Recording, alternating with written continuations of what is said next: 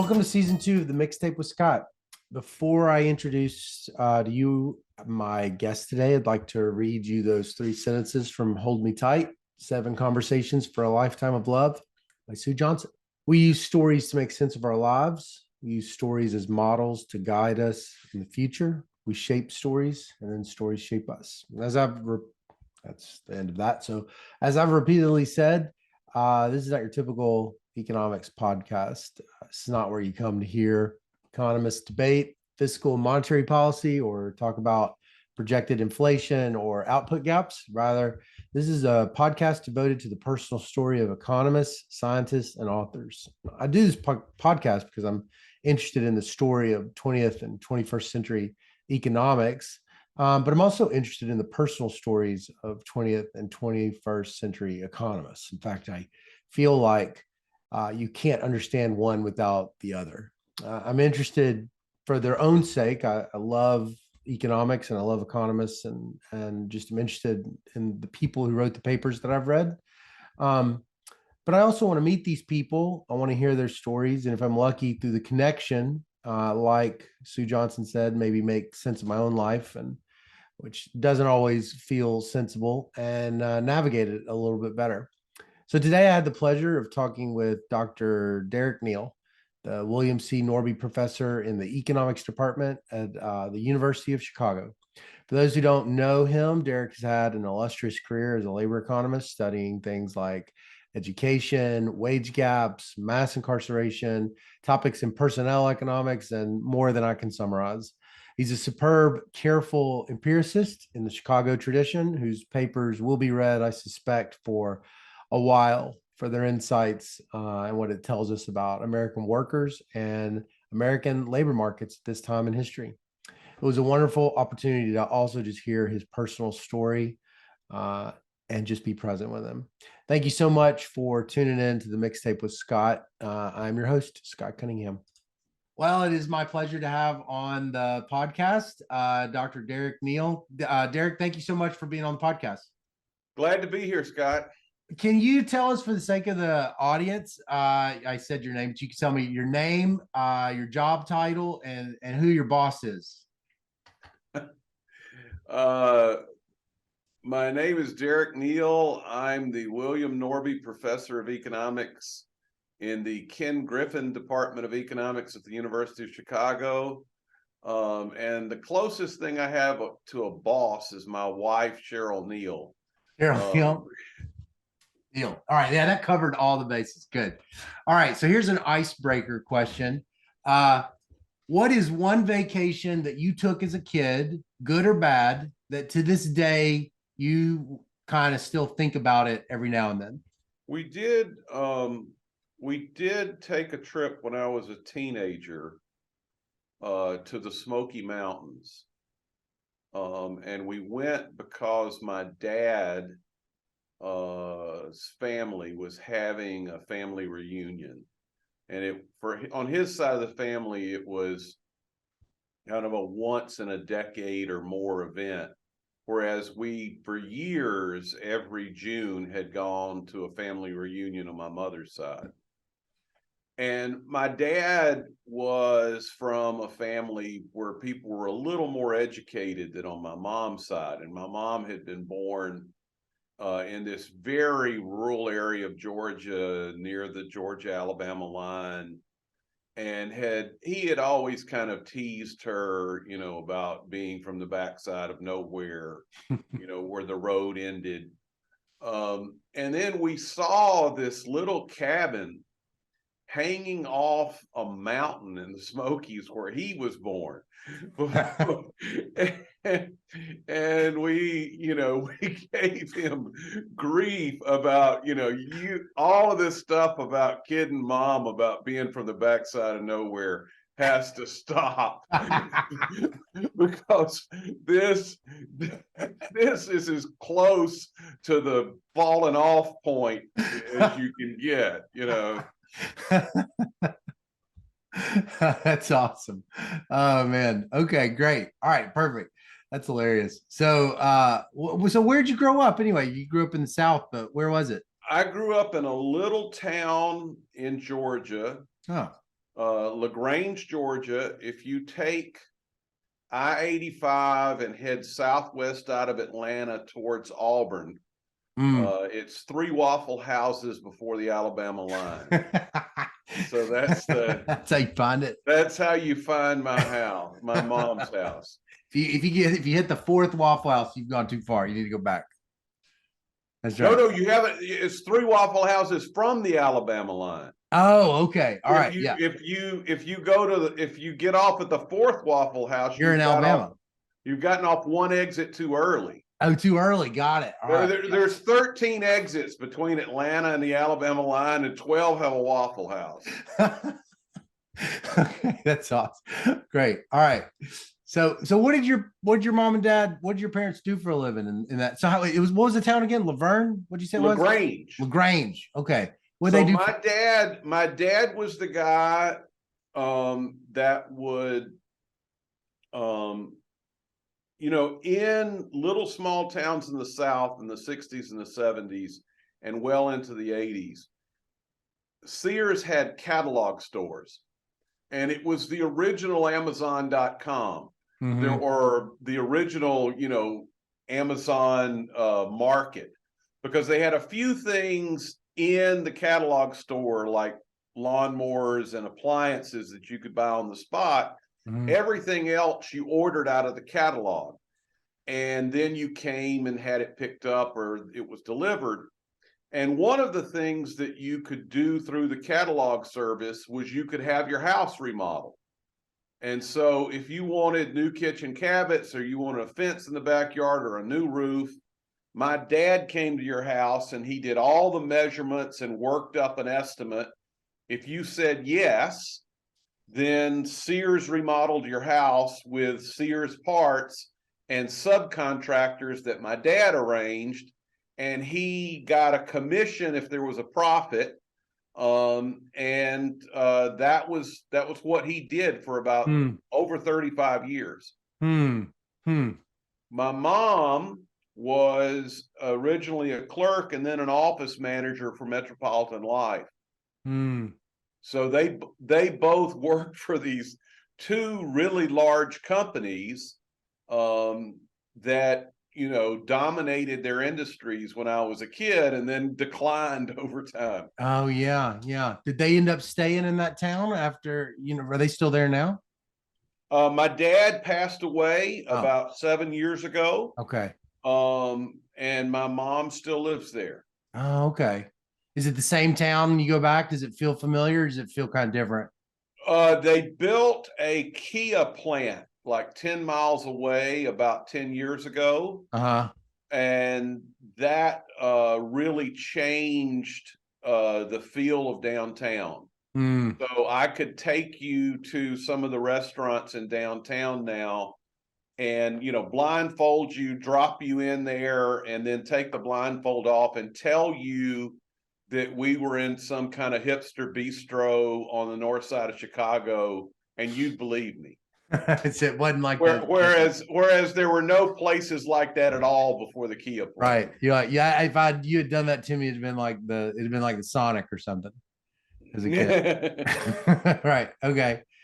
So if I could talk to your teachers in middle school, how would some of them have described you? Maybe like a couple of them. What would they have said about Derek Neal, like in the 6th or 7th grade?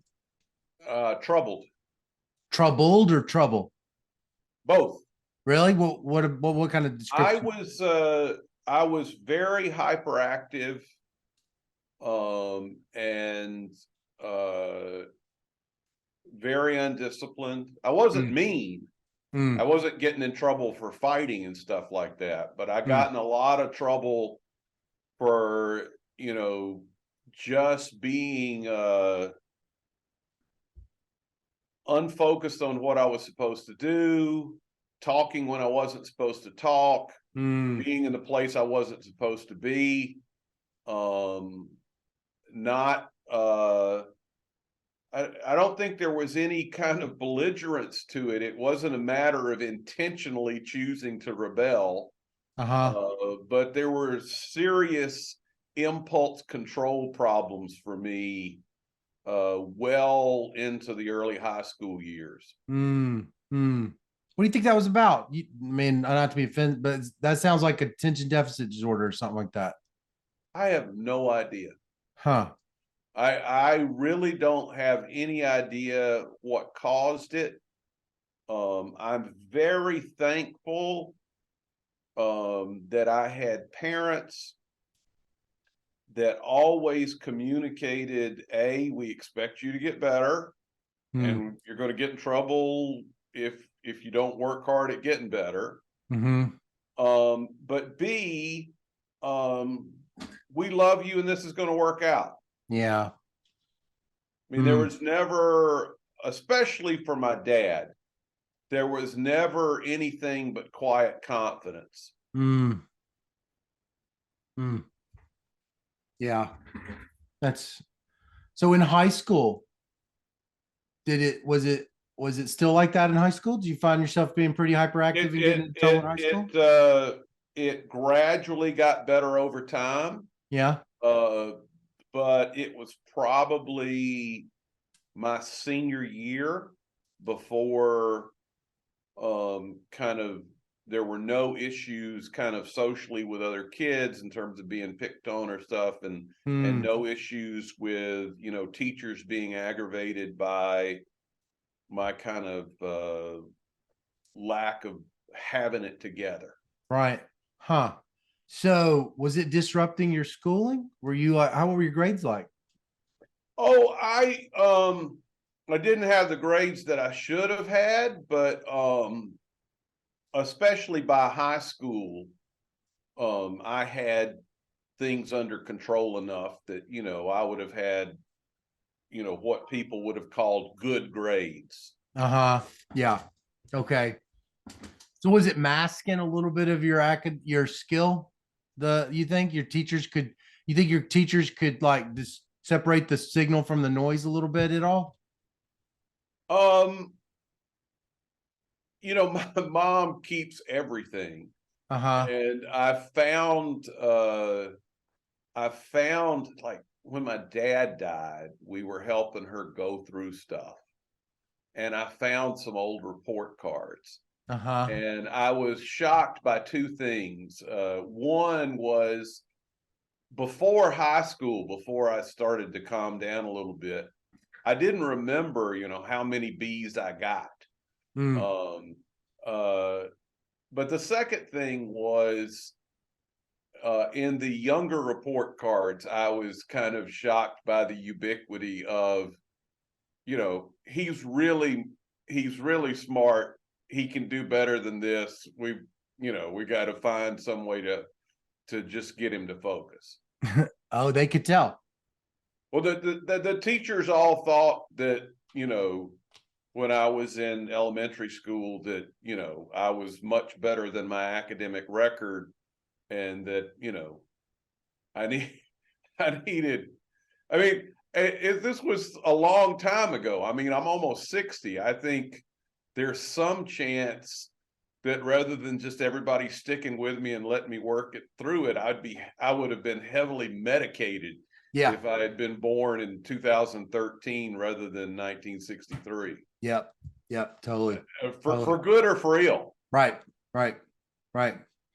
So, well, did you ever have, so when you were nearing the end of high school and you kind of saw a future for yourself, what were you sort of envisioning that you would like your future to be? Well, I had a job at my first real job, you know, where you have a social security number, was pumping gas. And I would pump gas 3 days a week and then umpire Little League Baseball at night. And I lost that job during the summer of 1980 when gas prices went from $1 to $1.25. And then I had the audacity to walk into a little news radio station that we were the county seat. And even though there was only about, you know, 30,000 people in LaGrange, there were probably 60,000 people in the listening area of this little one news radio station. Mm-hmm. And that was in a time when local news was a bigger deal. Mm-hmm. And I was the editor of the small school newspaper that maybe came out twice a year. Mm-hmm. And I walked in and had the audacity to tell these guys to hire me as a news reporter after I got fired from pumping gas. Uh-huh. And I had to spend about 6 months with a reel-to-reel tape recorder. Because even in small towns in the South, they want you to sound like you're from the Midwest if you're going to read the news. Yeah. So it took me a long time with a reel-to-reel tape recorder to become, hi, I'm Derek Neal, WTRP News. And once I got that, they put me on the air on the weekends doing the news and sending me to police stations. And then in the summers, I would cover murder trials because I was minimum wage labor and they wanted someone, there was like 5-6 murder trials a year in this county. Yeah. And they wanted somebody giving a report on the evening radio news when people were driving home about what happened in the murder trial. Yeah. And the guy that ran the radio station had been going to law school at night, and he was becoming a lawyer. And so I got very interested in courts and had a lot of fun. And so I was going to go to college and then go to University of Georgia Law School. That was my plan. Well, was that where you got interested in economics? Yeah, I was forced to take these distribution requirements that most colleges force you to take. And so, I had been in this first group in my high school that was supposed to, take a higher level of math and then, take calculus before you went to college, and had dropped out of that in 10th grade, telling my parents I was going to be a writer. And my parents were loving, wonderful people, and they made huge sacrifices for me. And they were great parents. They weren't,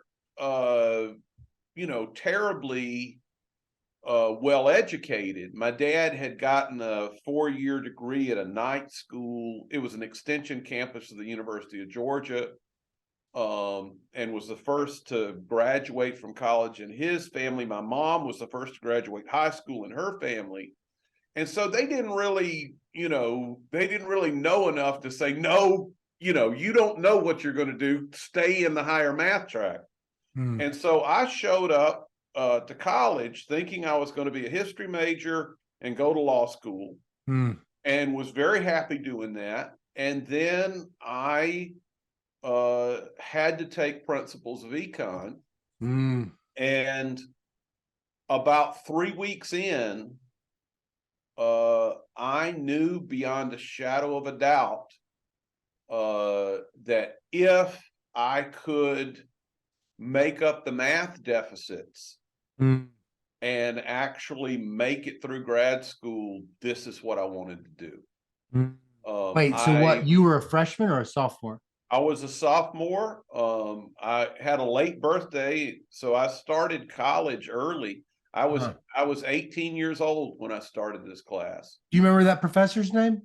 His name was Larry Wolfenbarger. Huh. What do you think left? What was it about that class? What was it that was hitting you so hard? I found the idea that you could write down formal models of human behavior and that they would have tangible, testable implications, so that you could do something like science. And don't get me wrong, I know we're not real scientists, but that you could do something that had the feel of science, but you were studying human interactions. Yeah. I found that fascinating. And also, this was not MIT. Yeah. So I was used to getting A's in almost every class I took. Right. But when I took econ classes, the two economists they had, really taught respectable economics classes. Yeah. Even though it was kind of a mid-level group of students. And so it would typically, be like a lot of classes I've taught over the years where the median grade was a 55. Right. And very few people made over 85. Yeah. But when I took these classes, I kept getting 98s on every test. And and it'd be 50 people in the class, and the next person down, this big drop, a standard deviation and a half below. Yeah. And so here was something I was fascinated by. Yeah. And in terms of comparative advantage, in terms of relative to the other people I, knew in this little environment, I was much better at this than anything I had ever done in my life. And the year that I took this class, they had one endowed chair that was really well funded in the whole college. And they gave it to a guy who had gotten his PhD at Cornell and had written in social choice and was a real math econ guy. Oh, he was an economist from Cornell? He had gone to Kentucky. He hadn't gotten tenure, but he had won a lot of teaching awards, and they gave him this well-funded chair where he was making probably 50% more than anybody else in the college. And he, out of the goodness of his heart, basically offered to teach me independent study classes in the summer to try to get me ready for grad school, because this small college did not offer the classes that you would need to take. There was no analysis class. Yeah. There was no so he's teaching you math class? He's teaching you analysis? No, he taught me kind of math for economists. Yeah. Out of Chang and econometrics out of Johnston. In the summer between my junior and senior year to try to get me coached up, because there was also no vector calculus class to take. Wow. And so if that guy got in tenure at Kentucky, you wouldn't even be here. No. Greg Richardson was his name. Super smart guy. Just wasn't kind of emotionally ready for the publisher parish stuff of tenure. He had graduated, he'd gotten his PhD very young. He had started Cornell when he was 16.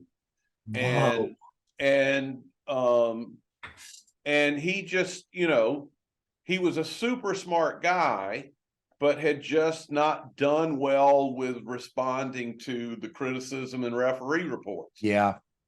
And he just invested his energies in me having a chance. Wow. And I never will forget when I graduated, I was shaking hands with him at graduation.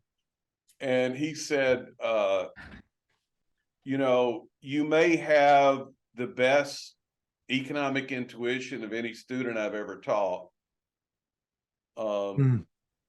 Your math skills are still bad, and I think you're probably going to flunk out of grad school, but I really hope you don't. That's great. And the first class at Virginia, that was a hurdle. The first semester, there was this math stats class. Yeah. And it got more people than the core exams. Every year they would lose a third of the class, because if you didn't pass this math stats class, which was just how fast can I guess the trick to the integration problem, then you were off track to actually take the core exams on time. And so I showed up with 16 people in the fall of 1985. Yeah. At the end of that semester, there were 9 of us left.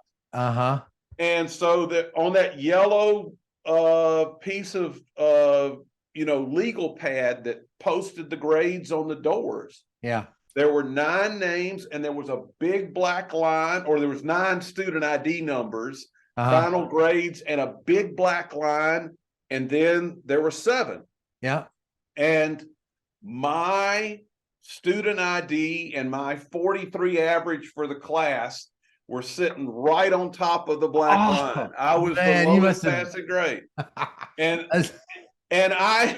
I never had a problem after that. After that, it was about economics rather than just, how fast you can crunch through the math problems. Yeah. And I was never in real danger after that.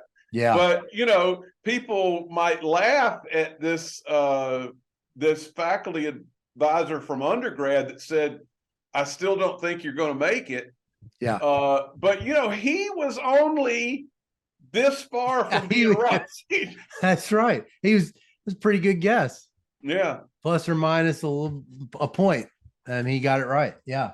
That's amazing. So you survive at Virginia.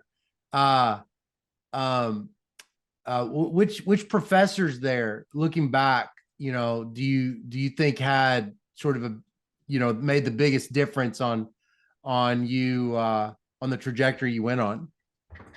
Well, Bill Johnson is an incredibly broad and clear thinking economist. Mm. He understands kind of the basic models in labor, in IO, in public growth theory, etc. And so he kind of set this example of, you really want to understand the canonical models in economics and how they work. Now, I didn't actually accomplish that at Virginia. I had a lot to learn when I got here. But he kind of set this model of learn how to think like an economist. Steve Stern also invested an incredible amount of time in my training and career.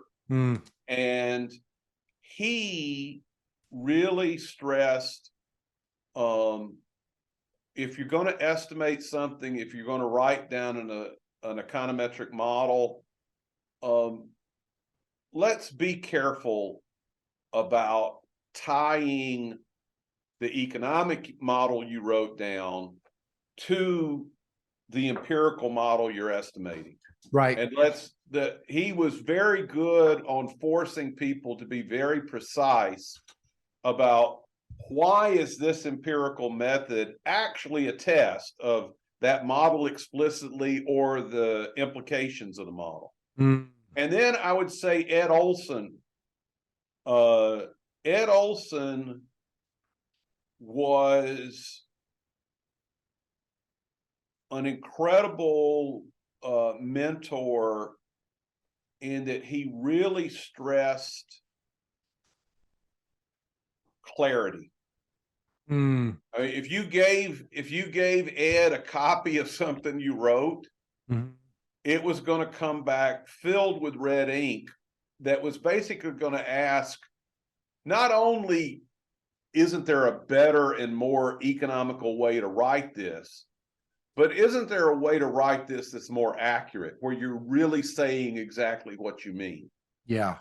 And I think one of the huge failures in modern graduate training now is that most people interact with their advisors through looking at slide decks for presentations.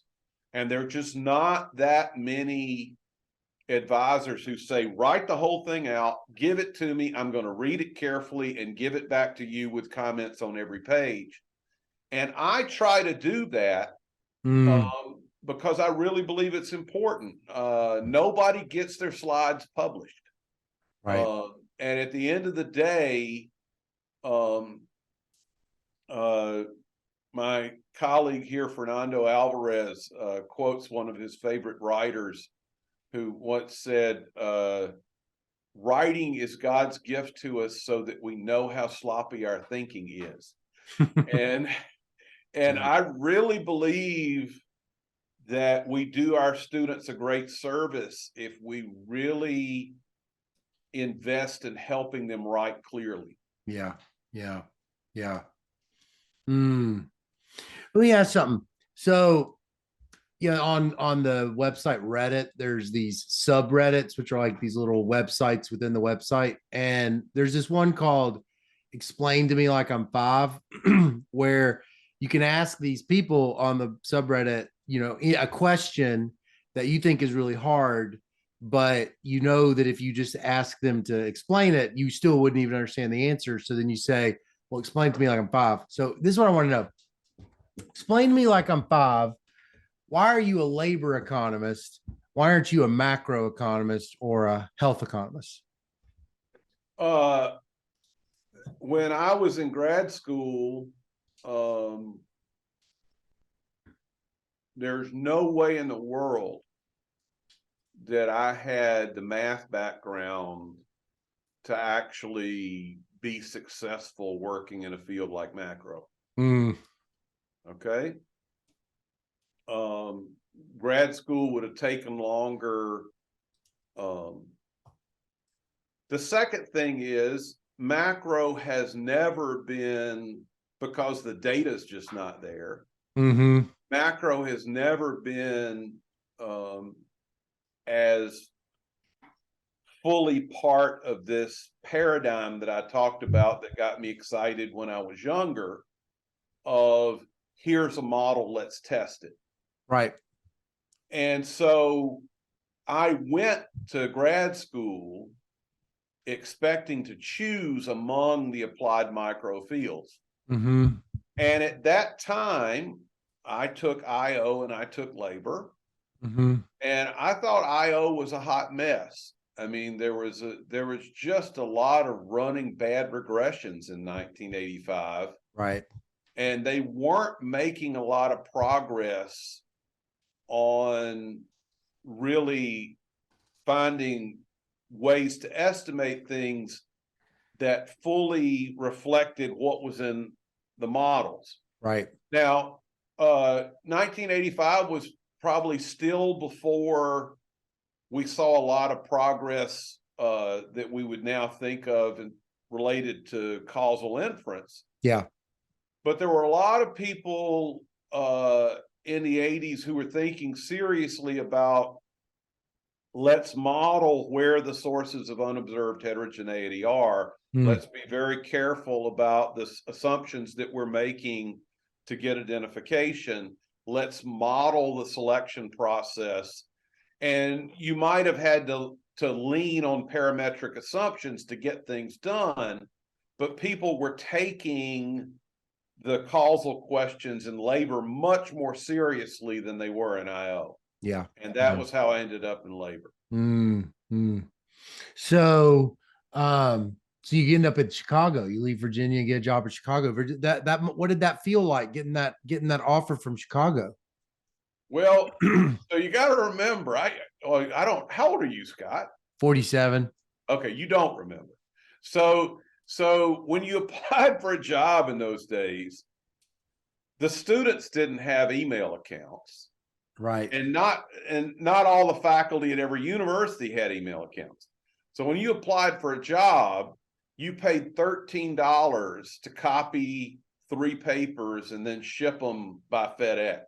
Yeah. Okay.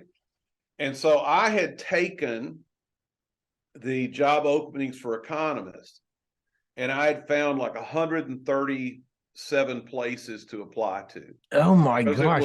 It was a recession, and I'm coming out of Virginia, and I had just gotten married a few months before, and I was not going to be the son-in-law that was a freeloader and grad student who didn't get a job. And so Chicago did not advertise that fall. They got a permission to hire very late in the process. And I gave my wife the 137, and I said, right now, scratch off the places you don't want to live. and she scratched off Columbia, NYU, and Fordham. Said she didn't want to live in a dangerous city. Okay. And so I sent out the applications. Hmm. And a few weeks later, I'm standing in Bill Johnson's office, and Bill answers the phone and he says, okay, I'll tell him. And he says, send your packet to Chicago. And so I sent my stuff to Chicago. I had already applied to the Harris School. Hmm. And I interviewed with Gary Becker and Sherwin Rosen and John Cochran in the Hilton Hotel in Washington, D.C. This was back between when the meetings were between Christmas and New Year's. And on January 3rd, I came out to Chicago and gave a job talk and visited Harris in the department. And on January 10th, Chicago made me an offer. Wow. And I canceled the 16 campus visits that I had set up at places like the University of Georgia and I can't even remember. Maybe Kentucky was one of places. And University of Georgia was one of the better ones. It was like Indiana State, places like that. Yeah. That's amazing. I mean,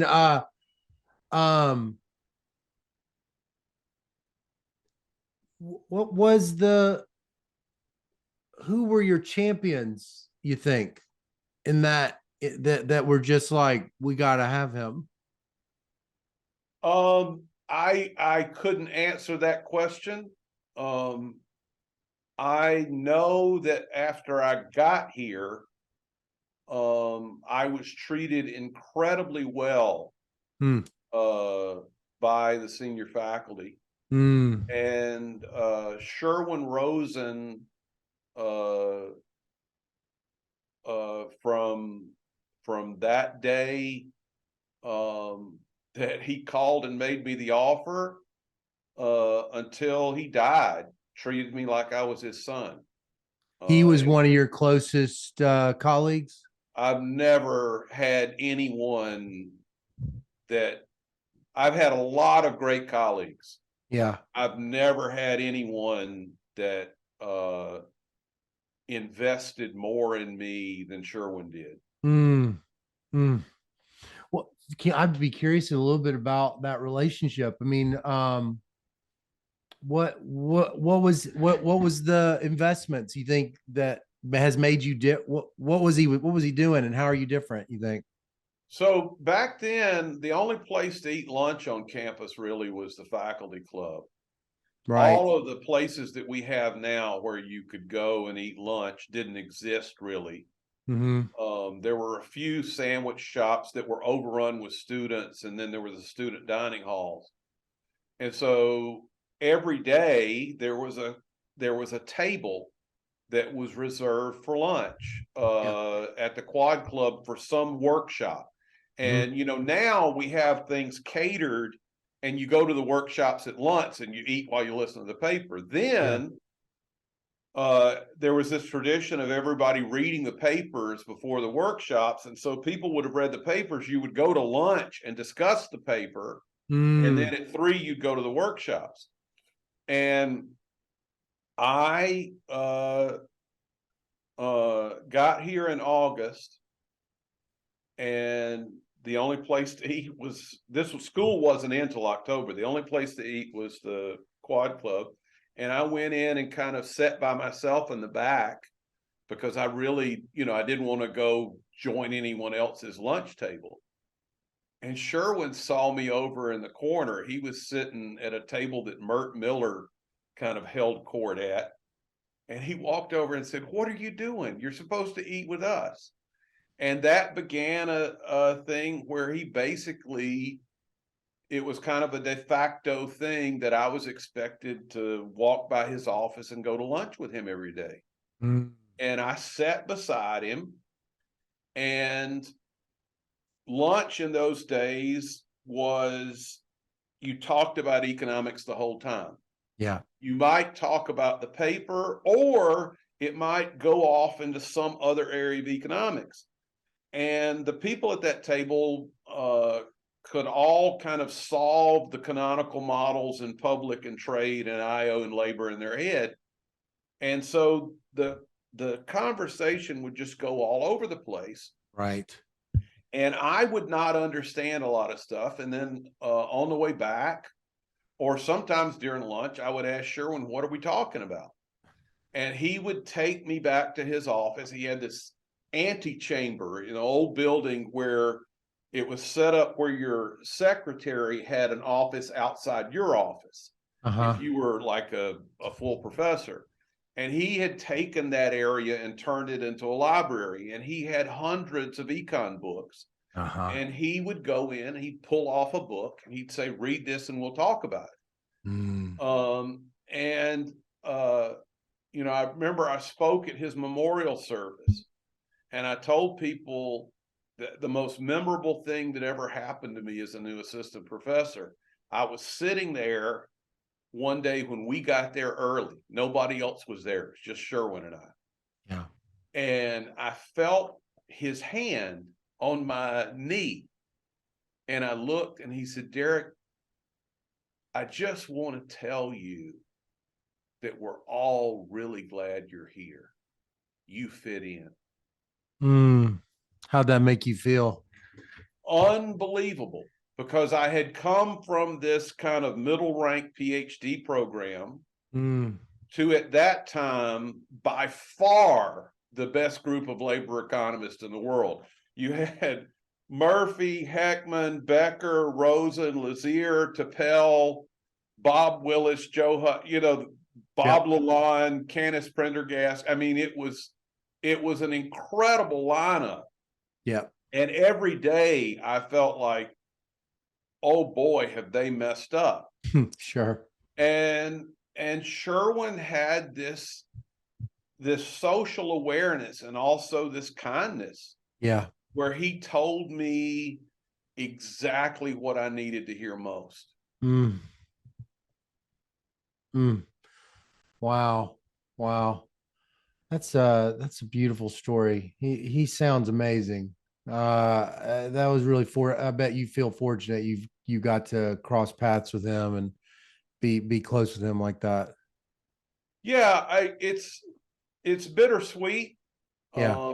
because you know, I got the offer to come back from Wisconsin to Chicago uh, just a few weeks after he passed away, Mm. and and um, uh, and I came back, and my office was his old office, Oh. and so and and and you can never prove it, but there's a good chance that if he hadn't suddenly gotten ill and passed away, you know, they might not have said, you know, we're getting old in labor. We've got to make more kind of senior hires at this young level. Yeah. Yeah. And so you never know. Right. But it was always I mean, I would have much rather stayed at Wisconsin my whole career and had Sherwin lived to be 85. Mm. How old did he live to? He was 63 when he passed away in 2001. Oh, wow. Wow. Was he chair when he passed away? No, he was chair when he hired me. He was chair when he hired you. It was just a sudden descent in his health. He had lung cancer and they Oh, found it, and oh it gosh. was it he died very quickly. I bet the department was heartbroken. So, I grew up in Mississippi, and so I've always been interested in when I wrote my dissertation about uh, racial imbalances in the sex ratio because of mass incarceration, and I wrote about it for a bunch of reasons, but part of it was I just kind of felt like studying race just felt like something I at least kind of just, at least sort of understood a little bit enough. Like, I didn't feel comfortable studying something in another country, like that. I just felt like it would have just been too exotic and I would have not been able to do it. And you've written a lot of topics in race also, going all the way back, I'm guessing, to graduate school. What was it that No, drew you to no, that? no, Oh, not in graduate school? I no, thought this JP was about, I thought your black white wage differences was from grad school. Okay, so no, you had didn't. What'd you nothing to write in do with it. grad school? What was your dissertation about? My dissertation was when I was in grad school, the hottest thing since sliced bread was efficiency wages. Oh, And I and hey, you never hear about that anymore. and Gibbons and Katz wrote a paper they published in 1992 in the Review of Economic Studies Uh-huh. that claimed that there was no one model that would explain all the patterns in the displaced worker data, specifically why the people displaced from the high wage industries were people who had the longest tenure and took the biggest wage hits, but were also the people that had the highest wage levels after they were displaced. Uh-huh. And I wrote a simple applied theory paper that was later paired with a lot of empirical work that turned into this 1995 paper I have on industry specific capital and displaced workers. Yeah. Okay. Okay. And Oh, then and Jolly. Okay. the actual applied theory paper plus the empirical work that went with it didn't get published until 1998, because by the time I had it ready to go, people were bored with efficiency wages. But it's published in the Journal of Human Resources in 1998. It's called The Link Between Ability and Specialization. And so I was working on this literature that tried to understand how ex post rents could be created through investment and sorting into jobs. And you could get patterns that looked like market inefficiencies or ex ante rents, but there was really no rationing of good jobs in the labor market. It was that if you have sorting and investment, you're always going to have ex post rents that create wage gaps that are the difference between inside and outside wages, and those are going to be bigger for able people who've sorted to specialized jobs. And so that was what I was doing. When I got to Chicago, Jim Heckman was also very kind to me, and I started attending a workshop he ran on education with James Coleman, the famous sociologist. Yeah. Social capital guy. And I had an idea based on stuff that I saw in that workshop about what was wrong with the Catholic schooling literature. And I started working on that project. And that paper came out after the black-white wage gap paper, but it was written well before. Okay. And it just had bad luck with getting an editor who was changing universities. And so when I was doing a bunch of quality checks on the data set for the Catholic schooling paper, Yeah. where you run regressions that you think you should know the answer, Right. do crosstabs, because you're looking for evidence in the descriptive statistics and the patterns in the data that maybe you created something wrong. Right. Right. I stumbled across the results that are in that 1996 pre-market skills paper. Yeah. And What was that for the reader's sake, for the listener? What was it you saw? I saw that you didn't need education, that this one AFQT measure was just doing a lot of explaining, not all, but explaining a big portion of the black-white wage gap among men in their late 20s. Mm. And Bill Johnson had been chair at Virginia, and he was visiting Chicago for 1 quarter. Mm. And I went down the hall and I said, Bill, you write fast and you write very well. And I've got these results. I want you to write the first draft so that we can get a working paper, out there before somebody else stumbles across this. Yeah. Yeah. And then at the end of the quarter, he went back to Virginia. Mm. And, this was before you had Dropbox and before you had Zoom or even Skype. And so I worked on it an awful lot. And then we would swap drafts back and forth. And then he asked to be the person that submitted it to journals. And when he did that without telling me, he changed the ordering of our names, because he said that I had started the project and Oh, done it's not in most of, alphabetical order.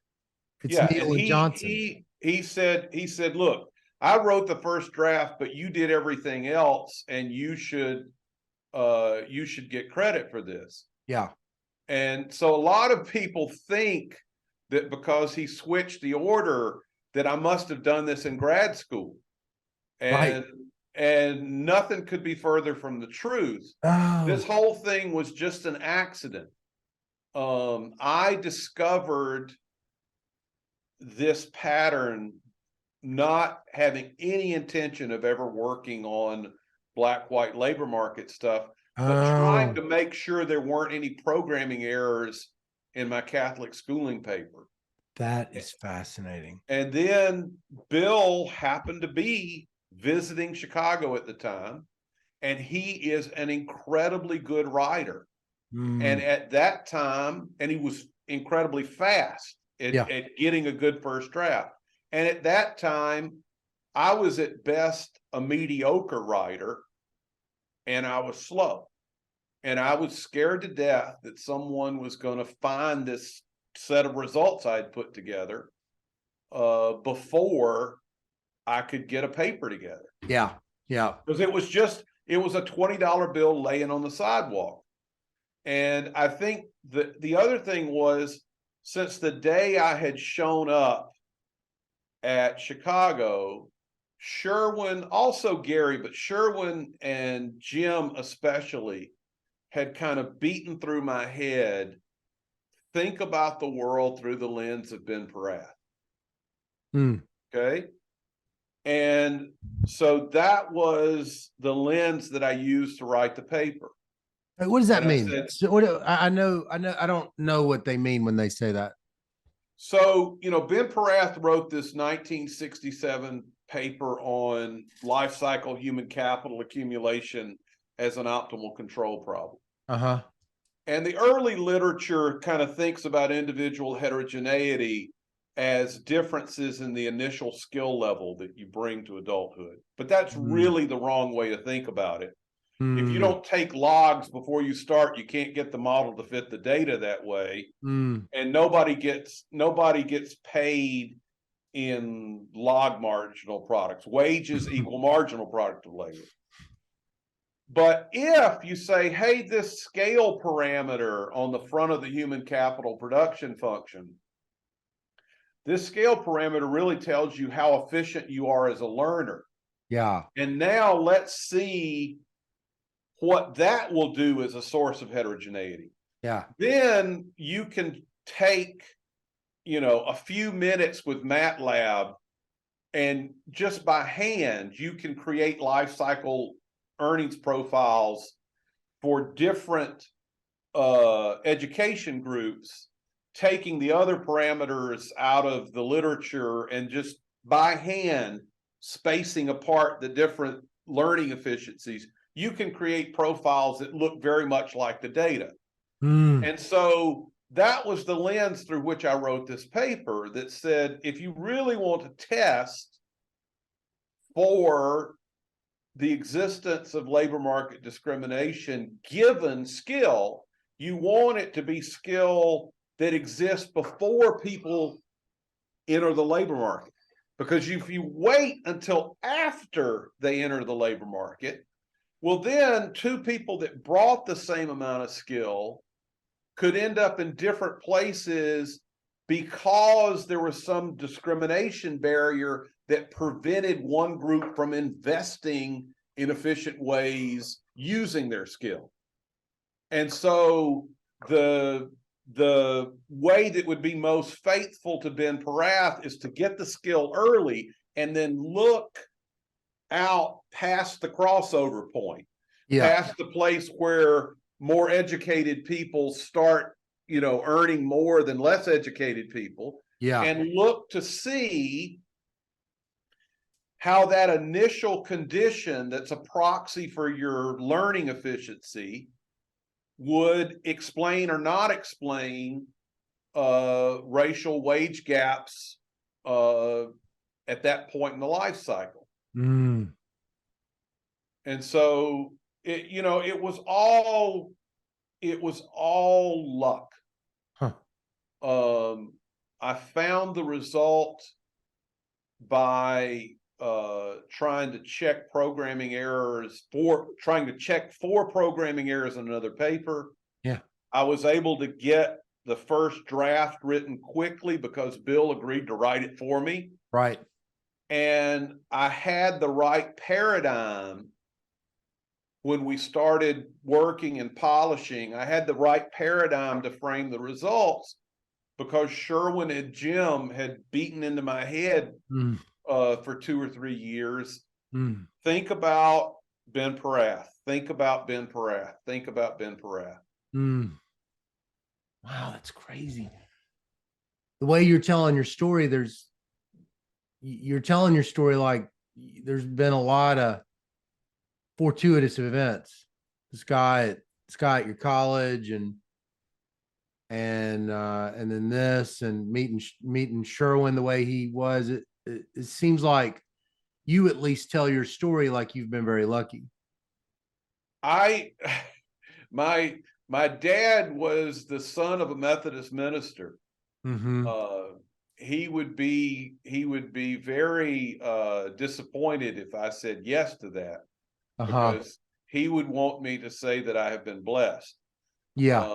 And I really do believe that my life is just one big sequence of unmerited favor. There's been a lot of grace in my life that I didn't earn. I mean, and it starts with my dad. I mean, very few people in the world have ever had a father that, regardless of what was going on, was better at communicating, I love you, I believe in you, it's going to be okay. And, if you have that when you're growing up, and then you get to a situation where you say, I really love economics. I would love to try to do this as a profession. But I've never met anyone before I came to college that had a PhD.